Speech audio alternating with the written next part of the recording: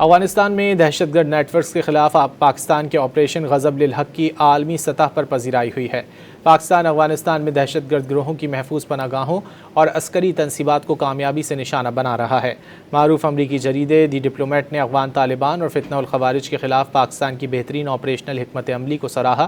بین الاقوامی جریدے دی ڈپلومیٹ کے مطابق افغانستان میں موجود دہشت گرد نیٹ ورکس کے خلاف پاکستان کی مہم اب ایک نئے مرحلے میں داخل ہو چکی ہے۔ گزشتہ چند مہینوں میں پاکستان نے نہ صرف دہشت گرد نیٹ ورکس بلکہ ان کے سہولت کاروں کے گرد گھیرا تنگ کر دیا۔ آپریشن غضب للحق کا مقصد پاک افغان سرحدی علاقوں میں موجود دہشت گرد نیٹ ورکس کو کمزور کرنا ہے۔ فتنہ الخوارج اور فتنہ الہندوستان افغان سرزمین سے مسلسل پاکستان میں دہشت گردی کی کارروائیاں کر رہے ہیں۔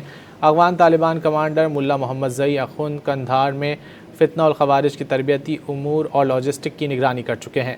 بین الاقوامی تھنک ٹینکس کے مطابق آپریشن غضب للحق کو فتنہ الخوارج کو حاصل افغان طالبان کی پشت پناہی روکنے اور دہشت گردی کے خلاف اہم حکمت عملی قرار دیا گیا ہے۔